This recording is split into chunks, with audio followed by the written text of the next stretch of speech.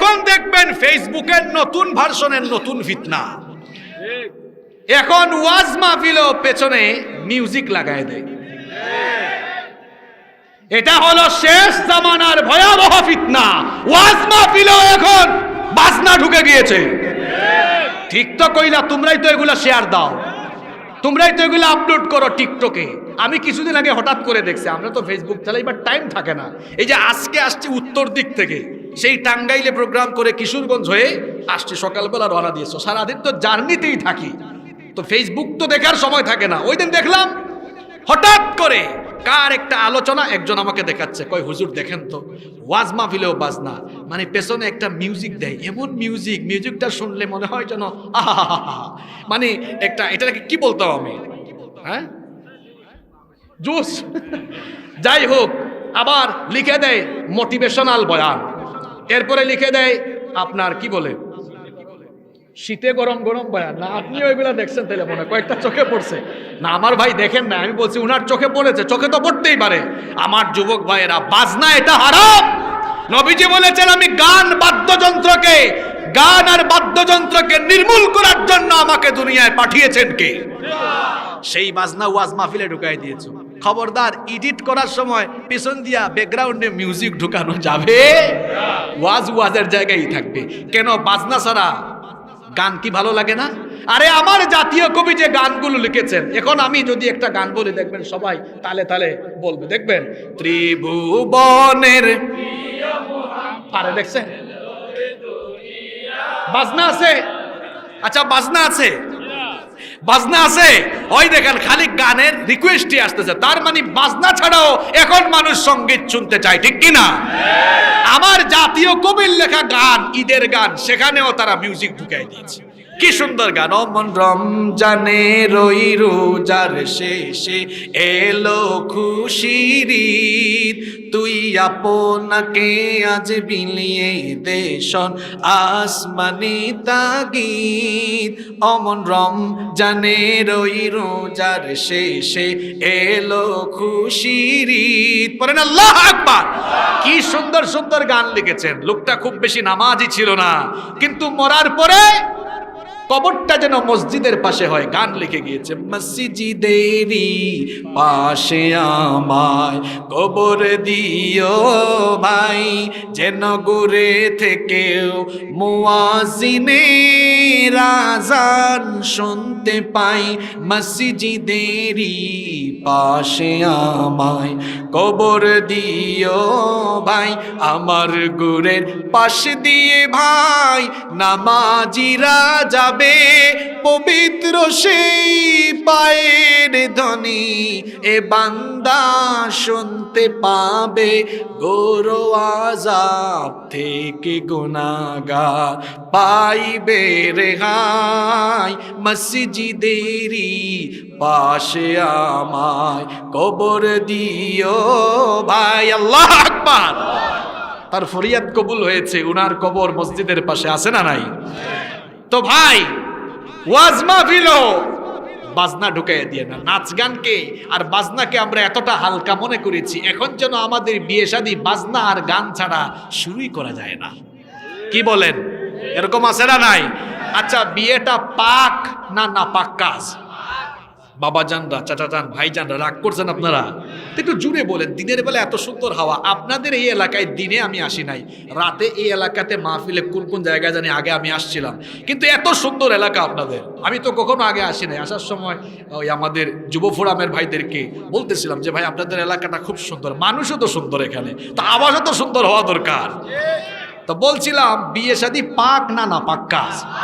গান বাজনা এটা পাক না নাপাক? নাপাকটা বলেছেন মুহাম্মদ সাল্লাল্লাহু আলাইহি ওয়াসাল্লাম। আল্লাহর নবী বলেছেন আল গিনাউ ইয়ানবুতুন নিফাক কামা ইয়ানবুতুল মাউ যারআ। নবীজি বলেছেন পানি সেচ দিলে যেমন শস্য ক্ষেতগুলো উর্বর হয়, তেমনি গান বাজনা মানুষের অন্তরের নিফাকগুলাকে উর্বর করে দেয়। অর্থাৎ গান বাজনা নিফাকই বাড়ায়। তাহলে বোঝা গেল গান বাজনা এটা নাপাক কাজ। তো বিয়ের মতো পাক কাজ যে ব্যক্তি গান বাজনার মতো নাপাক কাজ দিয়ে শুরু করবে, এর দাম্পত্য জীবনে কোনোদিন বরকত আসবে না, ছেলে মেয়ে ভালো হবে না। দেখা যাবে ঝাক্কা নাক্কা দিয়ে বিয়ে উদ্বোধন করার কারণে পুলামাইয়াগুলো ডিস্কো ডিস্কো ঝাক্কা নাক্কা মার্কা হবে। কারণ এই লোকটার স্টার্টিং ভালো না, তার শুরুটা ভালো। শুরু ভালো করে দেখেন, বিয়ের সময় সুন্নতি তরিকায় বিয়ে করেন, দেখবেন এই বিবাহ এর ভেতরে বরকত থাকবে। এই দাম্পত্য জীবনের মাধ্যমে যত সন্তান আসবে, সন্তানগুলোকে সুসন্তান বানায় দিবেন কি? যুবক ভাইয়েরা, গান বাজনার দিকে যায়েন না ভাইয়েরা, গান বাজনা শুনিয়েন না। যে কান দিয়ে গান শুনবেন, এই কান কিয়ামতের দিন আল্লাহর সাথে কথা বলবে, আপনার বিরুদ্ধে সাক্ষ্য দিবে। কানের জবান খুলে দিবেন কি? গান বাজনা এগুলো না পাক কাজ। ইসলামী গানগুলো কত সুন্দর। ইউটিউবে ঢুকে ইসলামী গজল শুনবেন, এই যে কলরবের গান আছে, সাইমুমের গান আছে, এগুলো শুনবেন। এই গানগুলো সুন্দর না অসুন্দর? আল্লাহর নামের গানগুলো সুন্দর। দুনিয়া সুন্দর, মানুষ সুন্দর, আসমান সুন্দর, জমিন সুন্দর, সুন্দরে সুন্দরে পাল্লা, জানি না কত সুন্দর তুমি আল্লাহ, জানি না কত সুন্দর তুমি আল্লাহ। সুবহানাল্লাহ পড়েন।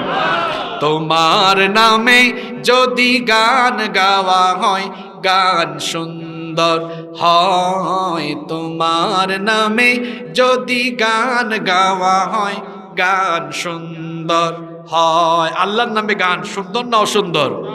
হে রাসূল, তোমারই জন্য মন কাঁদে, আখি কাঁদে, ভুবন কাঁদে, শুধু বেদনায় হৃদয়ে সে বাসা বাঁধে।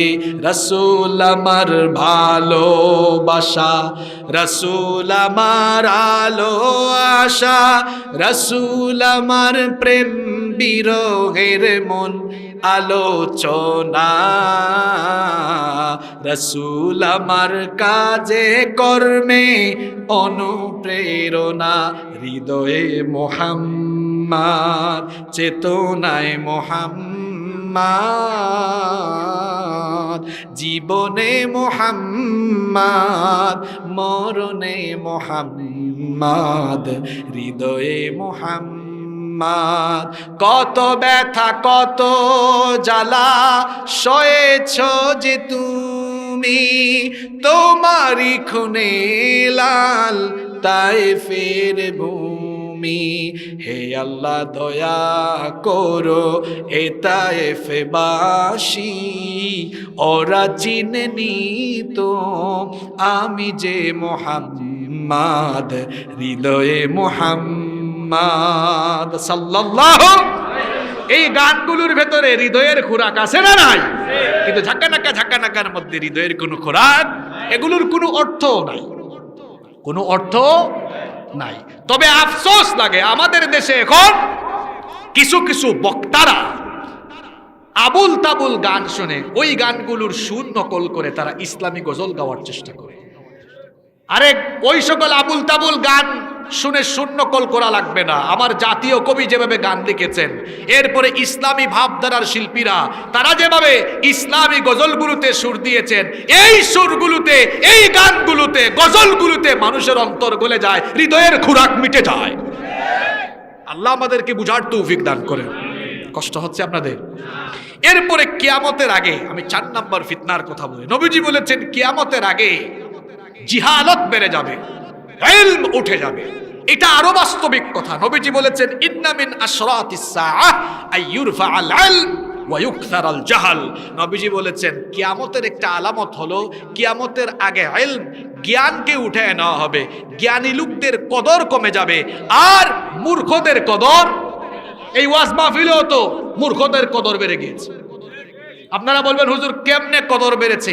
আরে বেটা 24 ইঞ্চি আর 26 ইঞ্চি হইছে বলেই মানুষ আবেগের ঠেলায় তারে ওয়াজ মাহফিলের স্টেজে বসাই দিছে।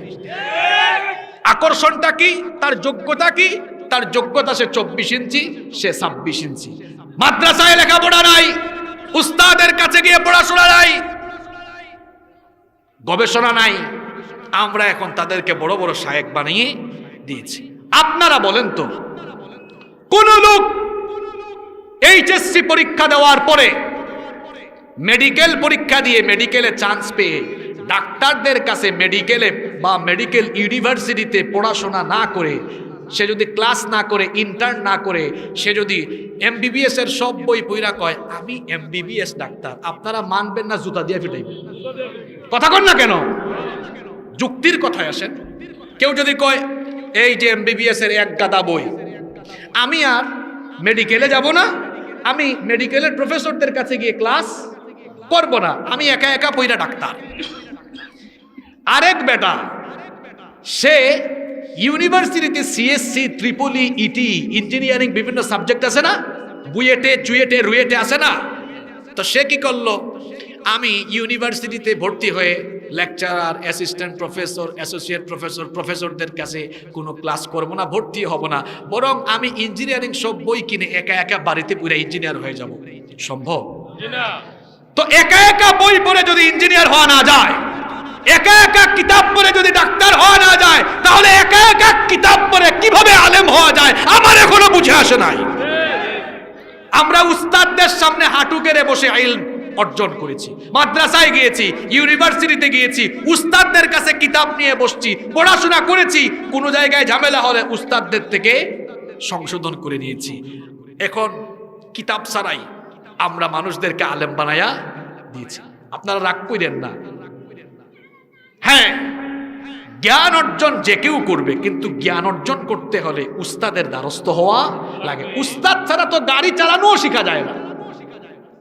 উস্তাদ ছাড়া এই মাইকম্যান সে মাইকের অপারেটিংও শিখতে পারে নাই। গিয়ে দেখেন, উস্তাদ ছাড়া ক্যামেরাম্যান ভাইরা ক্যামেরা চালানো শিখতে পারে নাই। দুনিয়াতে উস্তাদ ছাড়া কিছুই হয় না। কিয়ামতের একটা আলামত হলো শেষ জামানায় মানুষ জাহেলদেরকে আলেম ভাববে, আলেমদেরকে কদর করবে না। এখন তাই হচ্ছে, বড় বড় শাইখুল হাদিসদের মাহফিলে এখানে এনে বসায় দেন, মানুষ আসবে না তো, দেখবে সুরের পাগল কিনা, হু হা হু হা এগুলো হইলে মানুষ হবে। তারপরে একটু গান গাইতে পারে, একটু সুর দিতে পারে, সাপের কিচ্ছা, ব্যাঙের কিচ্ছা বলতে পারে, হুজুর ঠিক আছে। আল্লাহর নবীর হাদিসের সাথে মিলে যাচ্ছে এগুলো। ইন্না মিন আশরাতিস সাআ আইয়ুরফাআল ইলম ওয়া ইউকসারাল জাহাল। কিয়ামতের আগে জিহালত বাড়বে, অজ্ঞতা বাড়বে। এই ওয়াজ মাহফিলের স্টেজগুলো, এখানে এসে আজকে অযোগ্যরা বসলো কেন?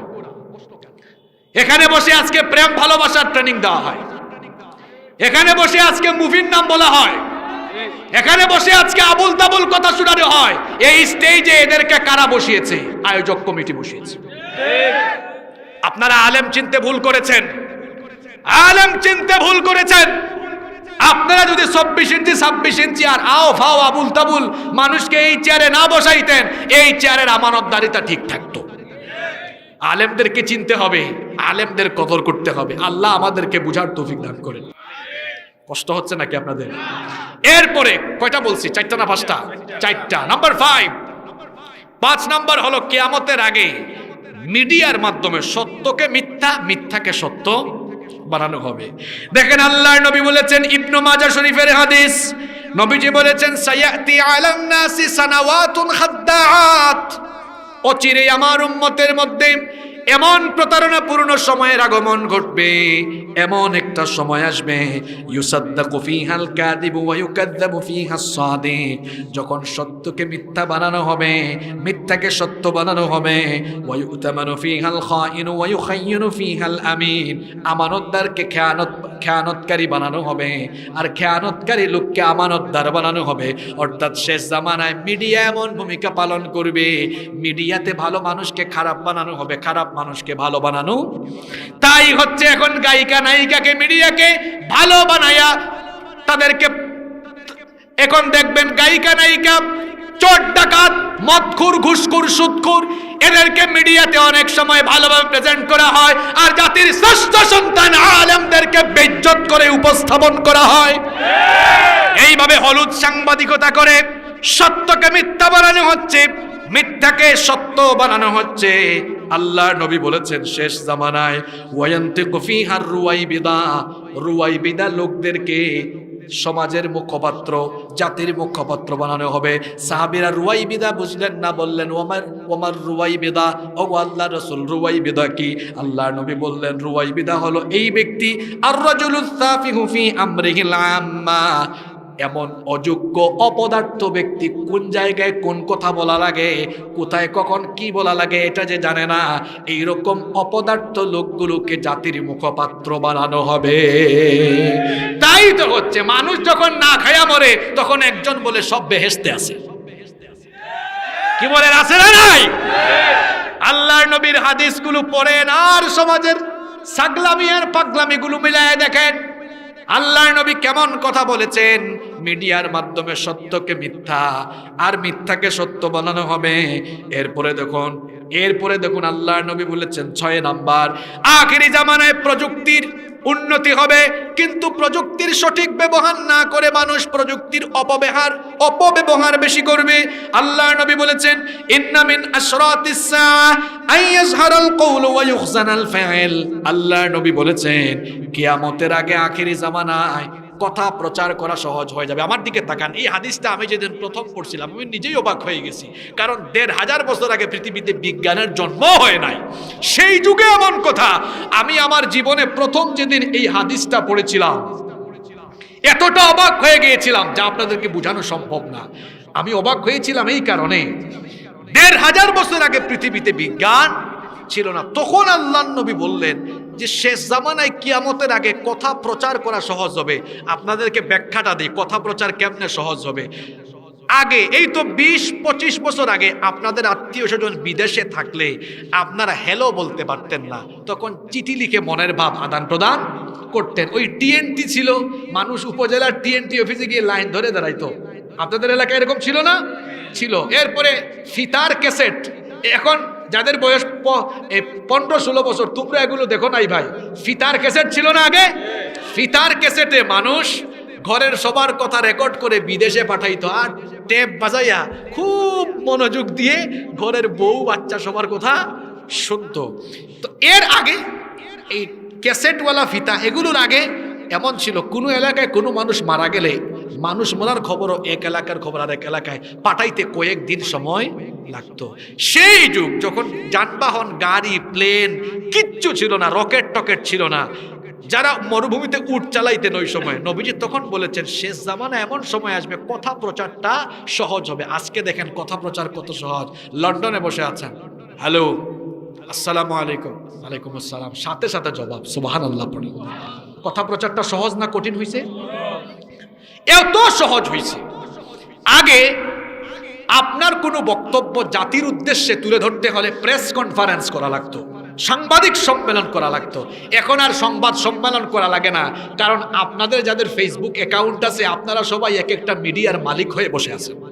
আপনি ফেসবুক লাইভে এসে অথবা আপনার কোনো ইউটিউব চ্যানেল থাকলে সেখানে গিয়ে লাইভ করলে জাতির উদ্দেশ্যে আপনি কথা বলতে পারবেন, কোনো অসুবিধা নাই। তাহলে আল্লাহর নবী বলেছেন আখেরি জামানায় কথা প্রচার সহজ হবে, ওয়ায়ুহজানাল ফাল, এমনকি কাজ কর্মকে ধারণ করা যাবে। ইয়া সুবহানাল্লাহ, কি কথা বললেন, কর্ম ধারণ করা যাবে। এই যে ক্যামেরা, এই 1 ঘন্টা 1.5 ঘন্টার ওয়াজ রেকর্ড হয়ে যাচ্ছে। সেই জামানায় কি এই প্রযুক্তি ছিল? কথা কাজ ধারণ করা যাচ্ছে। নবীজি বলেছেন শোনো উম্মত, প্রযুক্তি এত উন্নত হবে, কিন্তু আমার উম্মত তোমরা এই প্রযুক্তির পেছনে পড়ে থেকে তোমরা ইবাদতমুখী না হয়ে ইবাদত থেকে দূরে সরে যাবা, উম্মত ফিতনার ভেতরে পড়ে যাবা। আজকে তাই হচ্ছে, আজান পরে যুবক ফেসবুক চালায়, ফেসবুক থেকে বের হয়ে নামাজে যাইতে পারে না। নবীজির কথাগুলো সত্য, মহাসত্য। নবীজি বলেছেন প্রযুক্তির উন্নয়ন হবে, কিন্তু যুবকরা এই প্রযুক্তির ভেতরে পড়ে থেকে সে তার রবকে ভুলে যাবে। প্রযুক্তির পেছনে পড়ে থেকে প্রযুক্তির অপব্যবহার করে সে নিজেকে ধ্বংস করে। বলবেন হুজুর কেমনে ধ্বংস? ধ্বংস হইছে মানে, আরে আমার দাদা দাদি চাচার বয়সী যারা এখানে আছেন, ওই যুগে কোনো একটা মেয়েরে পছন্দ হইলে কথা বলার চেষ্টা করলেও কয়েক মাস লাগতো। এখন কয়েক মাস না, কয়েক সেকেন্ডও গিয়াই ফেসবুকে ফ্রেন্ড রিকোয়েস্ট, ফোন নাম্বার পাইলে হ্যালো সকিনা জরিনা। কি কথা বলেন না কেন? আজকে যুবকরা এই যে একটা ফোন, এই মোবাইল ফোনটা হলো চরিত্র বিধ্বংসী সবচাইতে বড় উপাদান বর্তমান সময়ে। উন্নত হয়েছে, এখন তো আর হ্যালো বললে যোগাযোগ হচ্ছে, কিন্তু সব জিনিসের পজিটিভ সাইড আছে, নেগেটিভ সাইড আছে। কিন্তু আমার যুব সমাজ তো নেগেটিভ সাইড গ্রহণ করছে বেশি, পজিটিভ সাইড বেশি গ্রহণ করছে না। এখন যুবক তরুণ ভাইয়েরা সিনেমা দেখার জন্য আর বুড়িচংয়ে কুমিল্লা শহরে সিনেমা হলে যাওয়া লাগে না, প্রত্যেকের পকেটে পকেটে সিনেমা হল আছে। এখন ইউটিউবে ঢুকলেই নাটক, সিনেমা, যার যেটা মন চায় সে দেখতে পারে। তাহলে বোঝা গেল প্রযুক্তির উন্নয়ন হয়েছে, যেমন প্রযুক্তি উন্নত হয়েছে বেশি, তেমনি গুনাহ কামানোর সুযোগও হয়েছে বেশি। আমার যুবক ভাইয়েরা সাবধান হয়ে যেতে হবে। মোবাইল ফোন আমরা ইউজ করব, কিন্তু গুনার দিকে যাব না। কারণ আমরা যদি কানের মধ্যে হেডফোন লাগিয়ে, ইয়ারপড লাগিয়ে যদি আজে বাজে গান শুনে, আমার আব্বু আম্মু ভাই বোন কেউ না শুনলেও একজন সব জানেন তিনি কে। আমি যদি রাতের বেলা আমার মোবাইল ফোনটা হাতে নিয়ে পর্নোগ্রাফি দেখি, পর্নোগ্রাফিতে এখন অনেক যুবক আসক্ত হয়ে গিয়েছে। আমি যদি কোনো অশ্লীল খারাপ আজে বাজে ভিডিও দেখি, নাটক দেখি, সিনেমা দেখি, তো আমি একা দেখছি দরজা বন্ধ করে, আমার ঘরের কেউ দেখছে না। আমার ঘরের কেউ না দেখলেও না জানলেও একজন সব দেখছেন, সব জানেন, সবাই বলেন তো তিনি কি? সেই আল্লাহকে ভয় করে এই যে প্রযুক্তির অপব্যবহার, প্রযুক্তির ফিতনা থেকে নিজেকে আমরা হেফাজত করতে পারবো? বলেন পারবো তো? ইনশাআল্লাহ। এরপরে শেষ জামানায় নবীজি বলছেন আইয়ুকতারা জিনা, জিনা বেড়ে যাবে। আহারে জিনা এখন কি হারে যে বেড়েছে। এখন ছেলে মেয়েরা অবাধে মিলেমিশে চলাফেরা করে। ছেলেরা বলে হুজুর এটা আমার জাস্ট ফ্রেন্ড, জাস্ট ফ্রেন্ড। আর নবীজি বলেছেন যখন বিপরীত লিঙ্গের দুইজন একসাথে থাকে, 3 নাম্বার আরেকজন থাকে, তার নাম কি? শয়তান। কয় হুজুর না না না, আমার দৃষ্টিভঙ্গি ভালো। আর বিপরীত লিঙ্গের দুইজন অর্থাৎ ছেলে মেয়ে একসাথে থাকবে, আর ছেলে মেয়েদের প্রতি আকর্ষণ যদি না আসে, ওই ছেলেও অসুস্থ, মেয়েও অসুস্থ, দুইজনেই অসুস্থ। এই জন্য ইসলাম বলেছে আকর্ষণের জায়গাকে বন্ধ করে দাও। নারী পুরুষের অবাধ মেলামেশা ইসলাম জায়েজ করে। আজকে সেটাই হচ্ছে, নারী পুরুষের অবাধ মেলামেশা। এমনকি কিছু মা আর বাপ তার মেয়েকে ছেলের সাথে গ্রুপ স্টাডি করার অনুমতি দিয়েছে। গ্রুপ স্টাডি করার অনুমতি দিয়েছে ব্যাচমেট হিসাবে। পরের দিন হয়েছে বেস্ট ফ্রেন্ড, পরের দিন হয়েছে গার্লফ্রেন্ড। কি বলেন, আছে না নাই? যুবক ভাইয়েরা, গার্লফ্রেন্ড বানাইও না, হারামের দিকে যাইও না। হারামে কোনো আরাম পাবা। সামর্থ্য হয়ে গেলে আব্বা আম্মাকে বলো বিয়ে করে ফেলবো। তো বিয়েও তো করবে কেমনে? ছেলেরা বিয়ে করতে চায় কিন্তু মা বাপ বিয়ে দেয় না, সমাজ বিয়েকে কঠিন বানায় ফেলছে। আমার সমাজ এমন জায়গায় দাঁড়িয়ে আছে, আমার সমাজ এমন ভয়াবহ জায়গায়, আমার সমাজ এখন দণ্ডায়মান। 18 বছরের কম ছেলে মেয়ে পার্কে পার্কে। আজকে আমি হাতির ঝিল দিয়ে সকালবেলা আসতেছিলাম। হাতির ঝিল কিন্তু সুন্দর জায়গা, দেখি কবুতরের জুড়ার মতো দুইজন বসে আছে। পুলিশ আছে, কিচ্ছু বলে না, বাধাও দেয় না। আমার সমাজ বিয়ের আগে কবুতরের জুড়ায় বসে বাদাম খাওয়াকে খারাপ চোখে দেখে না, কিন্তু আমার সমাজ 18 বছর আগে বিয়েকে খারাপ চোখে দেখে।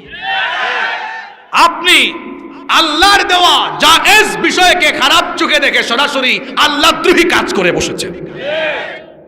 12 বছর 13 বছর 14 বছরে যদি একটা ছেলে একটা মেয়ে সে যদি সাবালেক হয়, যৌবন আসে, তো 30 বছর পর্যন্ত সে অপেক্ষা করবে কেমনে? ক্ষুধা লাগলে যেমন পেটে খাবার দেওয়া লাগে, তেমনি যৌবনেরও একটা তাড়না আছে। এই জন্য তো আল্লাহ বিয়ের ব্যবস্থা করেছেন। কিন্তু আমার এই সমাজ বিয়েকে কঠিন করে ফেলেছে বলে এই সমাজের ছেলে মেয়েরা নোংরামি, অশ্লীলতা, বেহায়াপনায় ডুবে গিয়েছে। এজন্য আমাদেরকে সিদ্ধান্ত নিতে হবে, আমার এই যুব সমাজকে বাঁচাতে হবে। আমার এই যুব সমাজকে, আমার তরুণ ভাইদেরকে, যুবক ভাইদেরকে, যুবতী বোনদেরকে এই অশ্লীলতা, এই নোংরামি, পার্কে পার্কে বসে বাদাম খাওয়া বন্ধ করতে হলে যুবক যুবতীদের তাড়াতাড়ি বিয়ের ব্যবস্থা করতে হবে। এরা বিয়ে করবে কেমনে? আপনারা তো বিয়ে শাদী কঠিন বানায় রাখছেন। বিয়েতে 25 লাখ, 30 লাখ, 20 লাখ, 10 লাখ, 15 লাখ। আরে আমার দেশের শিক্ষা কারিকুলাম এমন, 25 বছরের আগে পড়াশোনাও শেষ হয় না। তো হে পড়াশোনা শেষ করছে 22, 23, 24, 25 বছর বয়সে, এই 10 লাখ 20 লাখ কামাইতে বয়স হবে 40, চুল আধা পাকা, এই বুড়া বয়সে বিয়া কইরা করবোটা আর কি? বিয়ে করবে তো 20-এর আগে, 20-22 বছর বয়সে যৌবন থাকবে, তখন বিয়ে করে সে বিয়েটাকে উপভোগ করতে পারবে, দাম্পত্য জীবনকে উপভোগ করবে। 20-22 বছরে বিয়ে করলে 40 বছর 45 বছর বয়সে দাদা হবে, নানা হবে, নাতি পুতে কুলে নিবে, এরপরে না জীবনকে উপভোগ করবে। এক লোক, রাগ করেন না আপনারা, একটা কথা আমার মনে পড়ছে, বলবো? এই যে আমরা অনেকে বিদেশ থাকতে থাকতে বউয়েরও খবর নাই, 30 বছরে বিয়ে শাদী করছে, 32 বছরে বিয়ে শাদী করছে। আমি একবার এক বিদেশি ভাইকে পেয়েছিলাম, একবার সৌদি আরবে আমি এক প্রবাসী ভাইকে বললাম, আচ্ছা ভাই আপনি কতদিন থাকেন বিদেশে? আমারে কয়, হুজুর আমি আজকে 32 বছর ধরে বিদেশে আছি। বললাম বছরে কয়বার যান? কয় বছরে না, আমি 3 বছরে একবার বাড়িতে যাই, 3 মাস থাকি। তার মানে লোকটা 32 বছরে হিসাব করলে 3 দশে 30, ধরলাম 11 বার, 11 বার আসছে 3 11 33 মাস, তাইলে 2.5 বছরের মতো বাড়িতে থাকছে। 32 বছরে 2.5 বছর, 32 থেকে 2.5 বাদ দেন, 29.5 বছর বাড়িতে ছিল, সরি বিদেশে ছিল, আর 2.5 বছর বাড়িতে ছিল। আমি বললাম ভাই আপনার জীবনে তো এনজয় বলতে আপনি কিছু জানেন না। কয় হুজুর এটা আবার কেমন কথা? বললাম এই যে বাচ্চাগুলা জন্ম হয়েছে, লেদা ফেদা বাচ্চা, একটু বুকের উপরে নিয়ে ডলাডলি করলে এরা প্রস্রাব পায়খানা করবে, এটার যে একটা সুখ আছে, আপনি কোটি কোটি টাকা দিয়ে ওই সুখ পাবেন? পাবে? সারাদিন কাম কাজ কইরা আইসা নিজের স্ত্রীর সাথে একটু রোমান্স করা, স্ত্রীর সাথে খুনসুটি করা, বসে পরিবারের সবার সাথে গল্প করা, হাজার হাজার কোটি টাকা দিয়ে এই সুখ কিনতে পাওয়া যাবে?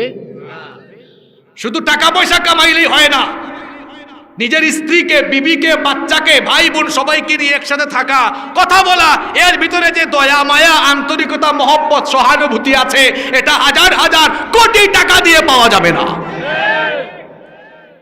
এজন্য আমার সমাজে বিয়েকে সহজ করা দরকার। আপনাদের তো খুশি হওয়া দরকার। আমার দেশের যুবক তরুণ ভাইয়েরা, তারা তো জিনা করতে চায় না, জিজ্ঞেস করে দেখেন, বিয়ের কথা বললেই তারা রাজি হয়ে যাবে। এরা বিয়ে করতে চায়, তো বিয়েকে কঠিন বানাইছেন কেন? বিয়েটাকে সহজ করেন, বিয়েটাকে সহজ করে দেন। আপনারা মেয়ে বিয়ে দেওয়ার সময় কি করেন দেখেন, এই ছেলের গাড়ি বাড়ি, কুমিল্লা শহরে বাড়ি আছে কিনা, ঢাকায় বাড়ি আছে কিনা, সরকারি চাকরি আছে কিনা, ওরে বাপ রে বাপ, কত কিছু দেখেন, কিন্তু দেখে না ছেলেটার মুখে দাঁড়িয়ে আছে কিনা, ছেলেটা নামাজি কিনা, চরিত্রবান কিনা, এটা হালাল খুন না হারাম করে, এটা দেখে না। টাকা পয়সা গাড়ি বাড়ি দেখে বিয়ে দিয়ে দেয়, এরপরে এই মেয়ে এই ছেলেটার ঘরে যাওয়ার পরে কপাল পুড়ে ছাই হয়ে যায়। আজকে একটা কঠিন সত্য কথা বলে দিয়ে যায়, যে ছেলে প্রতিষ্ঠিত হয়ে বিয়ে করে, টাকা পয়সা গাড়ি বাড়ি হওয়ার পরে যে ছেলে বিয়ে করে, এই ছেলে বেশিরভাগ ক্ষেত্রে এরকম ছেলেপেলেরা বউয়ের সাথে দাসীর মতো আচরণ করে, কারণ তার কাছে সব আছে, তার কাছে সব আছে। এজন্য দেখবেন বড় বড় টাকাওয়ালা পয়সাওয়ালারা নারীকে বেশি তারা ভোগ্য পণ্যের মতো ইউজ করে। আমার দেশে তো একবার একজন এক নারীকে, এক বড় শিল্পপতি এক নারীকে মেরে ফেলেছে, কিন্তু এখন ওই অভিযোগও গায়েব হয়ে গেছে। কিসের গরমে? কিসের গরমে? ফুলুসের গরমে, টাকার গরমে। আর যদি প্রতিষ্ঠিত হওয়ার আগে একটা ছেলে বিয়ে করে, এই ছেলে প্রতিষ্ঠিত হওয়ার পর তার বউকে আজীবন মনে রাখবে, কারণ একটা পুরুষের সফলতার পেছনে একজন নারীর বহু অবদান থাকে। উদাহরণ দিয়ে বুঝাই, আমার নবী এতগুলো বিয়ে করেছে, কিন্তু একজন স্ত্রীকে কখনো ভুললেন নাই। সেই স্ত্রীর নাম কি? একবার নবীজি হাত তুলে দোয়া করা শুরু করেছেন, পেছনে এসে আম্মাজান আয়েশা মুনাজাত ধরে ফেলেছেন। নবীজি বলেছেন, আল্লাহ কিয়ামতের দিন যখন কেউ কাউকে চিনবে না, সবাই সবাইকে ভুলে যাবে, আমি যেন আমার খাদিজাকে তখন ভুলে না যাই। মহিলারা একটু হৃদয়ের সংকীর্ণতা লালন করে এই কথা শুনে আয়েশা রাদিয়াল্লাহু আনহা হাত নামাই ফেলছে, আমার জন্য দোয়া করলেন না। মুনাজাতের পরে বললেন, নবী আমারে আপনি কম বয়সে আপনার ঘরে আনছেন, আর খাদিজা রাদিয়াল্লাহু আনহা তিনি তো আপনার চেয়ে বয়সে আরো বড় ছিলেন, এরপরে উনার ভিতরে এমন কি পাইছেন যে এখনো মারা যাওয়ার পরে হাত তুললে আগে আপনি আপনার ওই বিবির কথা বলেন? নবীজি বললেন, শোনো আয়েশা, তোমরা সবাই আমার সব বিবিরা, তোমরা আমার সুখের দিনের সাথী, আর আমার খাদিজা আমার দুঃখের দিনের সাথী। সুবহানাল্লাহ পড়ো। এজন্য বলেছি, একটা ছেলে প্রতিষ্ঠিত হওয়ার আগে বিয়ে করলে সে তার বউকে সারা জীবন মনে রাখবে। আপনি কি মনে করছেন আপনারা যে ঘর থেকে বের হন, এই যে আজকে সকালবেলা বেরোইছেন, নাস্তা কে বানিয়েছে? কথা কন না কেন? আপনার স্ত্রী বানিয়েছে। এখানে মনে হয় আবি একটা বেশি বলতেছে না, তোমাদের দুঃখ আমি বুঝি ভাই। আল্লাহ তোমাদের খায় নাই, আহারে খাওয়ান না মানুষ যেন আল্লাহ তাড়াতাড়ি জুটায় দেয়, বলেন আমিন। তো যাদের বউ আছে সকালবেলা বউ খাওয়াই দিয়েছে, বউ কাপড় পরিয়ে দিয়েছে, হ্যাঁ, বউ কাপড়টা আয়রন করে দিয়েছে, কিংবা কারো বউ হয়তো একটু রোমান্স করে মুখে তুলেও খাওয়াইয়া দিয়েছে, একদম আজকে জুমার দিন কাপড় চোপড় পরাইয়া হয়তো আতরও লাগিয়ে দিয়েছে। এই যে প্রতিষ্ঠিত হওয়ার আগে বিয়ে করলে সব মনে পড়বে। আমি যখন অফিসে যেতাম, আমি যখন বাসা থেকে বের হতাম, আমার ওয়াইফ সব কিছু আমাকে করে দিত। আসার পরে ক্লান্ত শরীর নিয়ে আসলে আমার বউ আমার সেবা করতো, সব মনে পড়বে। আর পৃথিবীর ইতিহাস আপনারা তালাশ করে দেখেন, পৃথিবীতে যত সফল মানুষ আছেন তারা সবাই তাড়াতাড়ি বিয়ে করেছেন। এজন্য যুবক ভাইয়েরা, প্রেম প্রীতি গার্লফ্রেন্ড আর বোনেরা বয়ফ্রেন্ড বানায়েন না।